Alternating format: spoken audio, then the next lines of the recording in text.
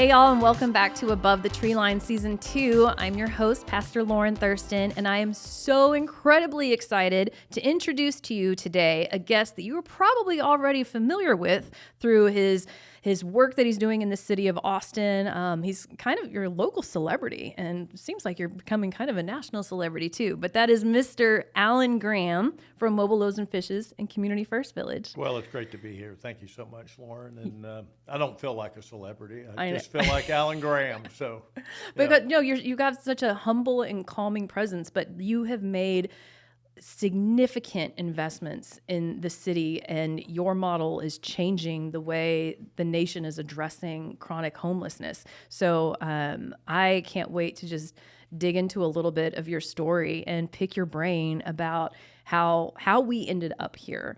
I bet when you started this, what is it, 26 years ago? You started 27. Yep. 27 years ago, y'all started Mobile Loaves and Fishes, and it was basically just a food truck, right? That would go around the city and distribute food to people who were on the streets. And that small act, which wasn't a small act, but that one truck has now multiplied into how many food trucks across the city of Austin? Well, quite a few across the U.S. So there's probably 12 or 13 here in Austin alone, but it expanded into multiple cities around the U.S. So. And then about 10 years ago, starting the Community First Village. Yeah, really 20.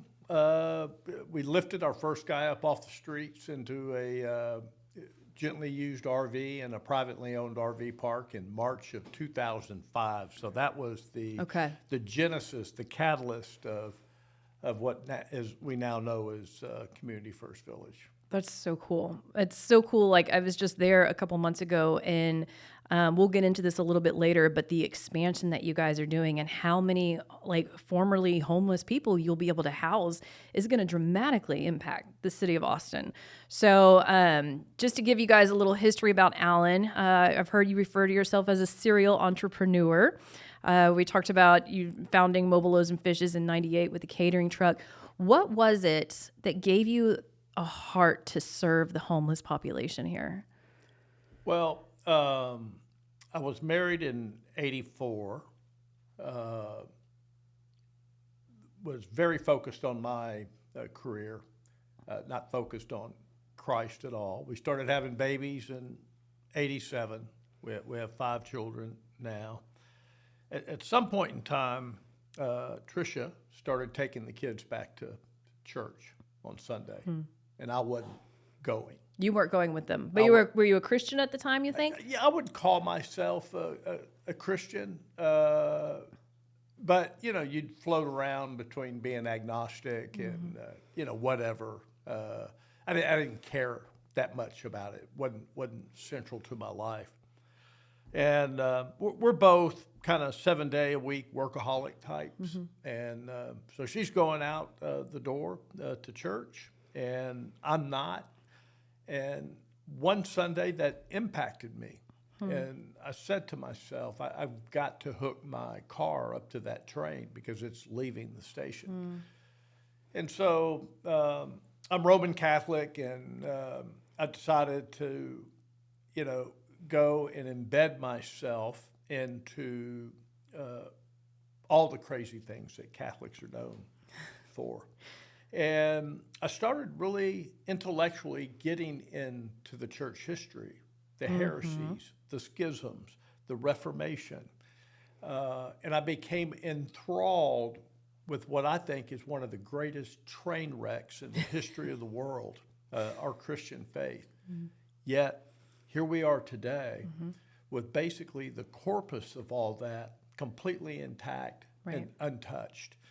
And regardless of how much man has attempted to destroy it.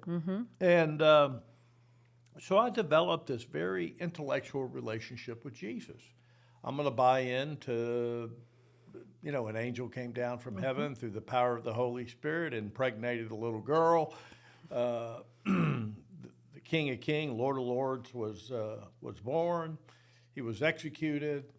And he resurrected, and that was all up here. And then in 1996, I got invited to go on a retreat, a men's retreat at my church, where I promise you, had I known that men were going to hold hands, Yeah. yeah, You would have been weirded out. totally Get me weirded out of out, here. not doing it, and God forbid that bromance, hugging Oh it my out gosh. thing. Yeah.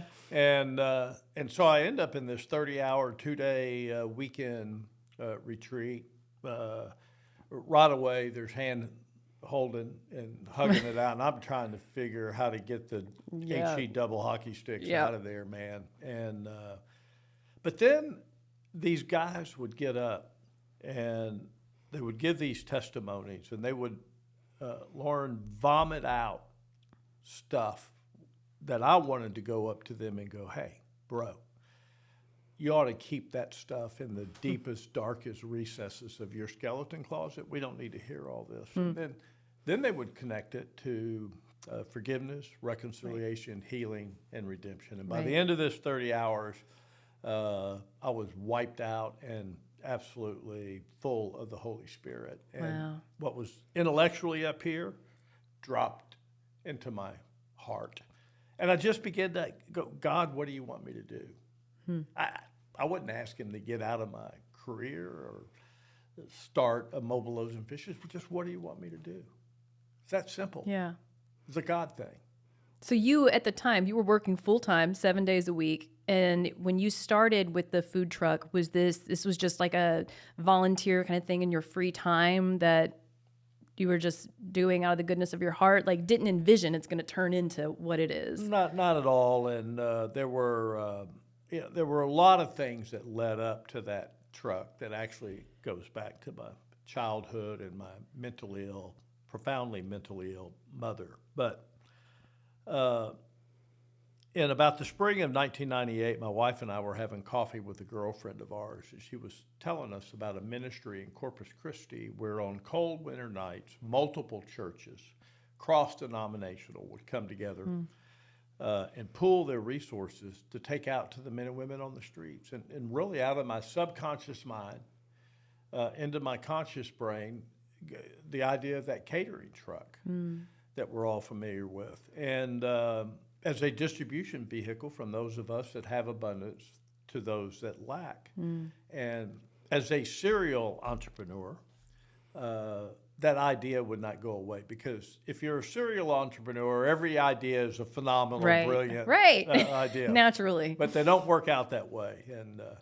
And so Tricia was married to a serial entrepreneur, and I'd taken her up and down the roller coaster of entrepreneurialism over our entire relationship. And so I didn't quite want to say it to her yet. But then about a week or two later, I finally said, hey, babe, I've got this idea. And she just looked at me and said, oh, my God, here we go again. And then here we are. And here we are. Man, so how did it go from one truck to being something that, like, because the capital C church, like, I know multiple churches that participate in this ministry, different denominations. How did it become a capital C church thing as opposed to like you in a food truck?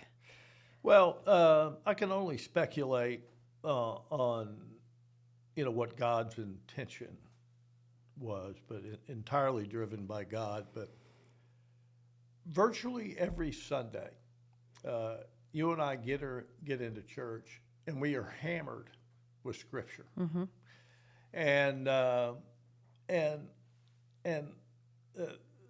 that Scripture gets impregnated into our DNA, whether we know it or not. And the bulk of the gospel, really and truly, is about going out and feeding the hungry, clothing the naked, sheltering the homeless, bringing drink to the thirsty, visiting the sick, visiting the imprisoned, burying the dead, and evangelizing the good news of Jesus Christ. Yet we go to church, then we leave, and we go back into our secular world, and then next Sunday we rinse and repeat. And this is what we do as Christians over and over and over and again. And I think there is this embedded hunger to live what it is that Jesus has been teaching us to do. How do we do it? And that truck became a way for people to do that. Yeah. When we brought that truck out and had it blessed at all the masses in May of 2000. In 1999, May of 1999, 250 people signed up to volunteer. That's so It, cool. it went from not existing 1 minute to being the single largest ministry outside of liturgy in the Wow. church in the next minute. Wow. And then other churches saw it, and we began to propagate. Lake Hills Church, Austin Ridge Bible Church, First United Methodist Church, Yeah. St. Louis Catholic Church. It just grew. San Antonio, New Orleans, Minneapolis, That's Phoenix, amazing. Arizona, Tulare, California. It just started to grow. My 13-year-old has gone out. And I will tell you, he went with another family. And at the time, I was like, I think he was maybe 12 at the time that he went. But there was a part of me that was like, is he going to be safe? Like, he's going out at night, he's distributing food.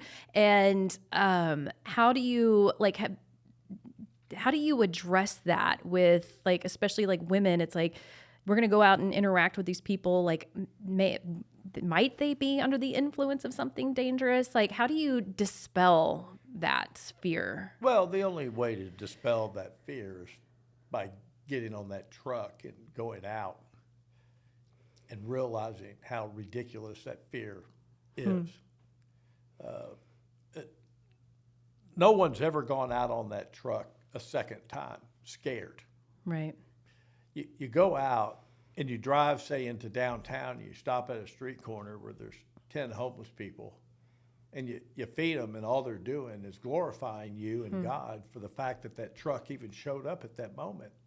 And you're in the middle of downtown Austin at 6 or 7 o'clock at night, bright lights everywhere, cars everywhere. Yeah. You've been doing this all your life, going to the fancy restaurants downtown, and now you're just with this mobile restaurant Right. on a street corner where, there are tens, maybe hundreds of people around.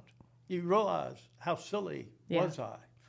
Yeah. And then over time, you realize that the homeless population are not the violent people of our world. So, Yeah. Yeah. We had some conversations about that at Community First. That's a good segue. Community First Village is, groundbreaking. Like, basically, you have taken people who were formerly chronically homeless and given them a permanent residence. This is not, I think at first when I heard of the Community First Village, I was like, oh, this is going to be like kind of temporary housing for the formerly homeless to move in, move out. But when I was at the property, you say pretty much everybody who goes there stays there for their entire lives. So right now, let me see if I have this number. You have about 470 neighbors living. You got 51 acres in East Austin, and you guys are expanding into a new area that I got to see. It's going to house how many people? 1,900. well, there's 51 acres across the street from our existing development that'll add 600 homes, and then we have another 700 homes under construction on Burleson Road over by the airport. So there's only like 3,200 homeless people in Austin. Yeah, it's going to take us to 2030, 2031 to finish out all Yeah. these homes. And, at the rate that our culture is pouring discarded humans out onto the streets, this will be a powerful way to mitigate the catastrophe, but there's more coming. We are not willing as a society to actually go upstream to the causal nature of why this is happening. Which is what? Like, can you speak into that? Catastrophic loss of family. Because Okay. Lauren, I don't hardly know you, but I know in your family you have a drug addict, an alcoholic, and somebody battling a mental health issue. And these awesome guys behind the cameras here, Yeah. same thing. Yeah. Everybody in this church community has got an addict, alcoholic, mentally ill. For me, it was my mom. I also have a little brother.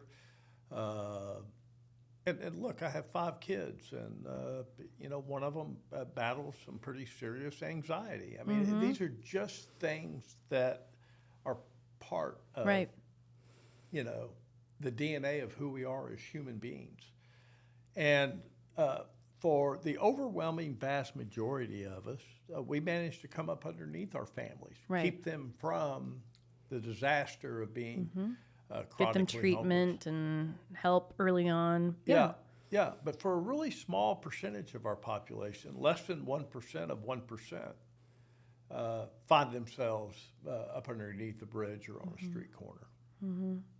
Profound, catastrophic loss of family, and then that could lead to a foster care system, which is a train wreck. The government should not be raising our children. We need to be raising our children. The foster care system, I think the average number of placements, I understand, is about 17. Wow. By the time you age out at the age of 18. Um, And there's a connection there, right? Like, those a lot of kids who age out of the foster care system, are they more likely to experience homelessness? oh yeah, Yeah. no, it's a huge number. I've heard everything from 50 to 70% will Wow. end up experiencing homelessness at some level. But they're going to experience, look, being discarded, despised, outcast, pushed around is going to drive you crazy. Then you're going to get around other people that have been driven crazy in that fashion, and then drugs and alcohol Right. to mitigate the pain. Yeah. And that's going to exacerbate. Then you're going to get a mental health diagnosis and be prescribed powerful psychotropic drugs, and then 20 years later, 30 years later, we're fishing them out of a drowning river Right. To try to bring them home. That's where we're at culturally. It seems like, I mean, I know the city of Austin, like over the decades that I've lived here, they've come up with a lot of different like strategies and rules to how to address this issue. It seems like what you guys are doing at Community First Village is really the only thing that works. Like you allow these people to apply for residences. You give them a brand new home that they get to, I guess, help pick like the design and the level, like how many rooms and if they want indoor plumbing and bathrooms and all that stuff. So you've given them something where they actually feel like this is their home, and they get to be a part of a society where they can be an artist or a blacksmith. They can be in community with one another. But at the same time, like that kind of sounds idyllic. I understand it's not a utopia. Like y'all still battle your regular day-to-day issues, and you live right in the middle of it, right? Like you and Trisha have a residence there. Yep. So what is it like living in the village around people who, like, I know there's a lot of physical illness, there's some mental illness, probably some addiction. Like, what is it like living in the middle of that? Well, it's home. Yeah. We raised our entire family for 34 years in Westlake Hills, and probably most of the people listening to this podcast know Yeah. Westlake. But it's kind of one of the neighborhoods, Yes. in Austin, a super zip code. And this neighborhood that Trish and I have lived in for almost 8 years it's home. It's the most phenomenal place that we've ever been. And yeah, we're surrounded by all of that dysfunction. We're surrounded by all of the dysfunction that surrounds you and your family. Right. It's just magnified within the village. And we have a village, we have built a culture of caring that helps mitigate that to some extent, but not solve it. Government is very important to us. I want to make it clear. We believe in something very profound, and that is that government, when it comes to big human issues like foster care or homelessness, that the government should only play a subsidiary role to you and I. But if we're not going to play that role and we're going to advocate it to the government, they're going to do the best that they can to try to mitigate it. But this isn't. The government is not coming into your bedroom tonight to tuck you in. Right. And you and I need that human care, that human love, that human touch, the awareness of the value of who we are as a human being. And the government can only merely be transactional. Right. Yeah. And that's absolutely the role of the capital C church too, is to Yeah. take care of the widows and the orphans and fatherless. So you guys, you have this phrase, a neighborhood of knowingness. Yeah. Is that right? So it's not just a community where, like, I come home, and we've talked about this before. I come home, I pull in my driveway, I close the garage, I go into my home. If I'm going to go outside, I'm going to be in my backyard, which is fenced in with privacy.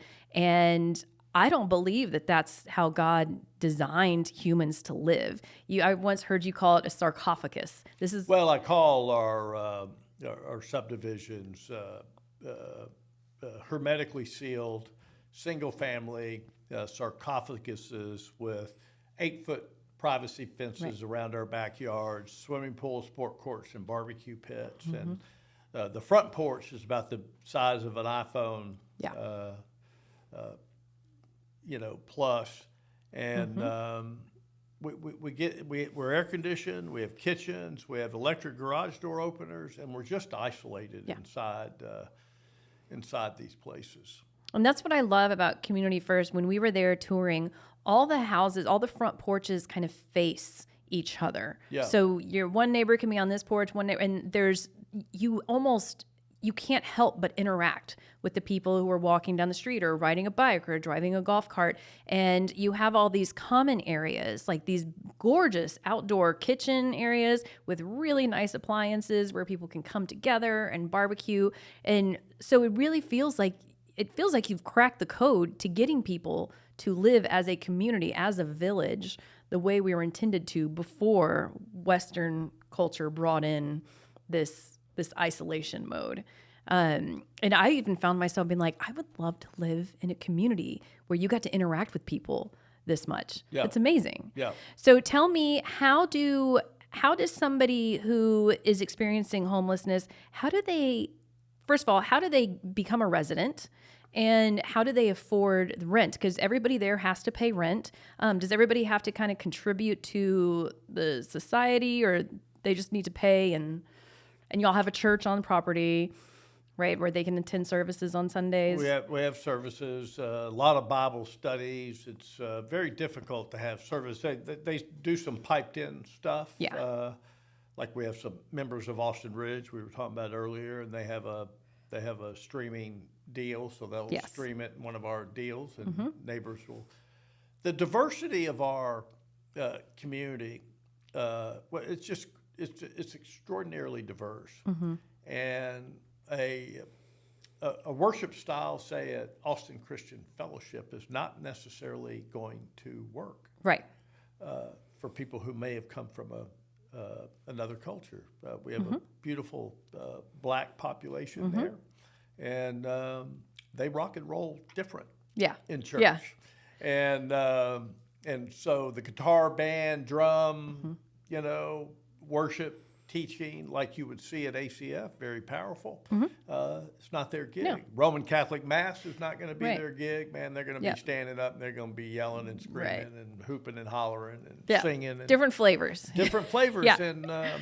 And so really what we would want to see would be them leaving the village and going to church. Yes. And do many of them have vehicles? Yeah, I mean, 15% or so would have vehicles, and then There's bus transport. Many people are, several of our missional families will take people. So how do they pay rent? I think you said last time we were at the village where a lot of them do get like government checks for either disability and so they can use those funds to pay their rent. Yeah, I would say just, I'm not sure exactly what the exact numbers are now, but 70 to 80% of our neighbors receive SSI or SSDI, and or there's going to be veteran benefits, or there's going to be retirement benefits from Social Security or something like that. And then we have a number of micro enterprise opportunities on the property that our neighbors last year earned about $900,000 in income. What? Okay, so that's the art shows, the jewelry, the blacksmith, the garden. Yeah, that kind of stuff provides fairly nominal, probably about $100,000 of that $900,000 a year. The balance of it is like property beautification, working on the farm, Okay.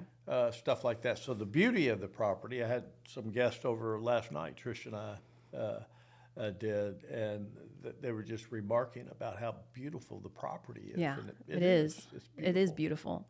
And the thing that really struck me is that you don't give hand-me-downs to any of the residents.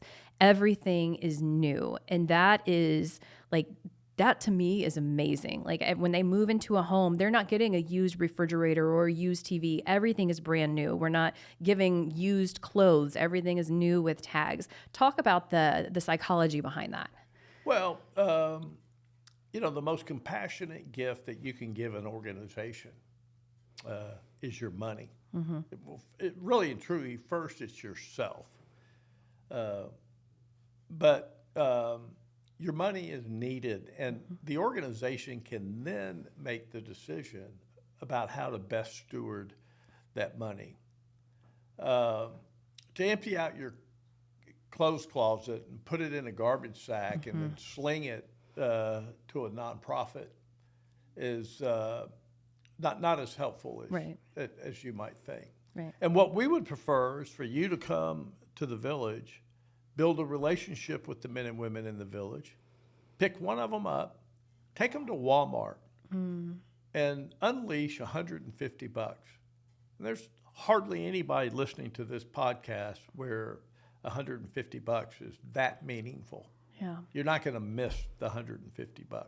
Right. And go buy them 3 pairs of jeans, a pair of shoes, socks, underwear, maybe a couple of shirts, blouses. That's what you can do with $150. Yeah. And you probably had an hour and a half, 2 hours of relational time with a human being that you may not have ever. You want to talk about dignity. That's dignity.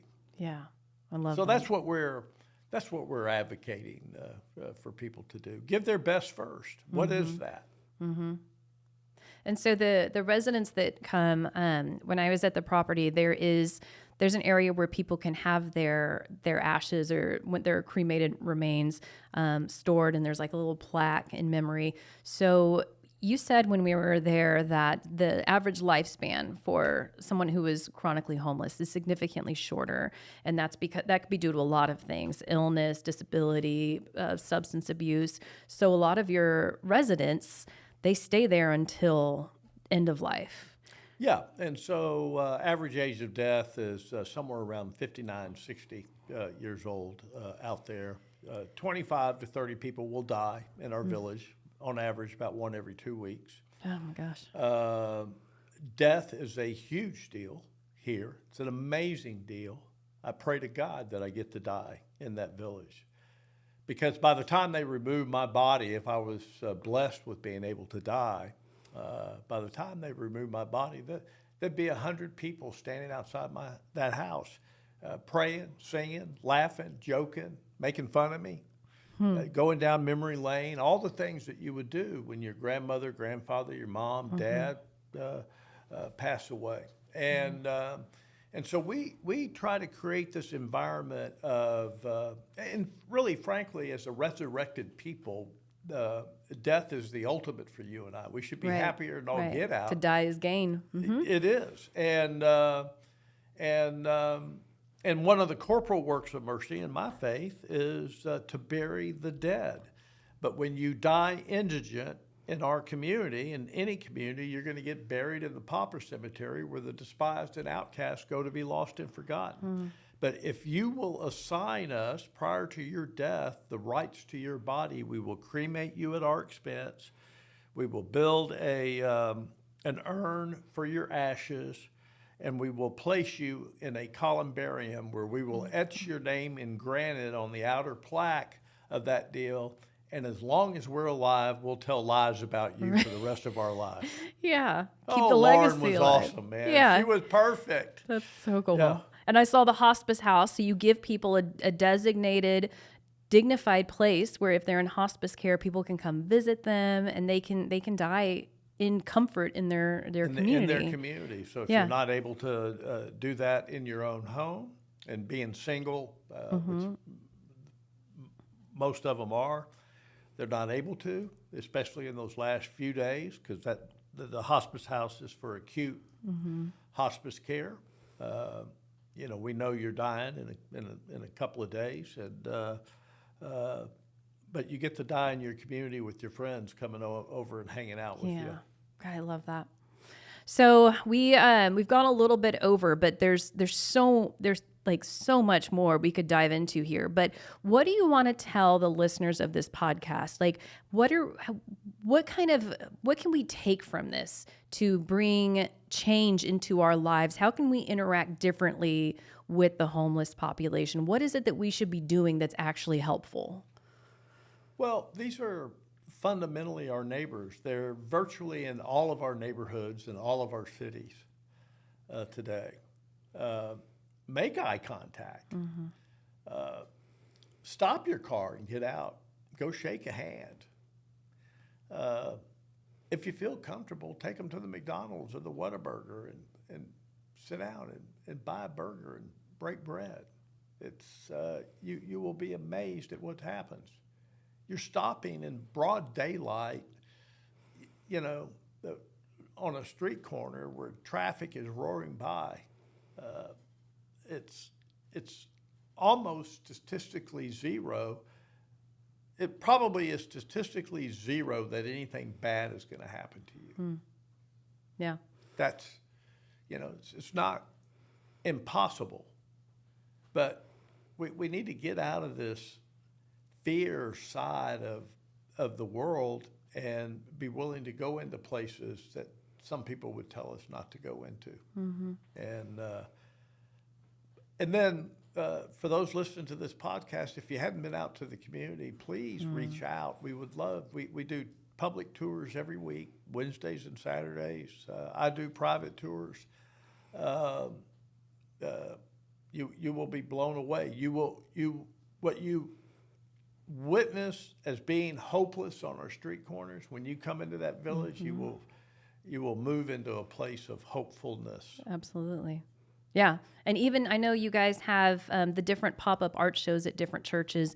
Every time we've hosted one at ACF, I've met a minimum of like 3 lady residents that are just, they're precious. And they'll just be like, oh girl, this is the right color for you. Like try on this necklace. And you fall in love with them.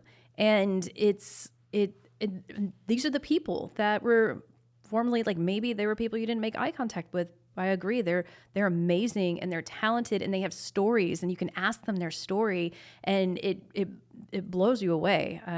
I've loved having those art shows. Well, we just got back from Rome about a month ago, and I've been to Rome several times. And you'll be sitting in one of those plazas drinking your $10 cappuccino. And there's people everywhere selling everything. And if a little rainstorm comes in, all the stuff goes away and the ponchos and umbrellas come out. You can't go to another country in the world where there are as many beggars as we have in the United States of America, because we have outlawed the ability for people to stand on a street corner and sell bottles of water, newspapers, flowers, cow skulls, cow skins, and Will Davis told me your favorite velvet Elvis art. And we've outlawed all that. Yeah. And so the only remaining bastion of entrepreneurialism is the First Amendment free speech right to beg. And in America, I find that idiotic. And we just need to transform how we're looking at this deal. Absolutely. Well, this is fascinating. Thank you so much for speaking into this. I appreciate just your humility and your wisdom, and you're so easy to talk to about these issues. And it's really, really cool to have you on the show. It's been great to be here. I appreciate it. Honor. Yeah, and I want to encourage everybody who's listening. Like he said, if you haven't been to the Community First Village and you're in the Austin area, go check it out. I've been a number of times. It's life-giving. And if you're in Austin or in another city that has mobile loaves and fishes, go out and go on a truck and serve food. My son has fallen in love with that ministry. That's what he wants to do. So encourage you guys, go to Mobile Loaves and Fishes, Community First websites. If you have any additional questions or feedback for Alan Graham, you can send them to acfellowship.org/podcast, and we will try to get responses to you. But thank you so much, Alan. This has been a fantastic episode, and maybe we'll have you on again sometime to dive a little deeper. We'll do it in a minute. Awesome. All right. Thank you guys for joining us. We will see you next week.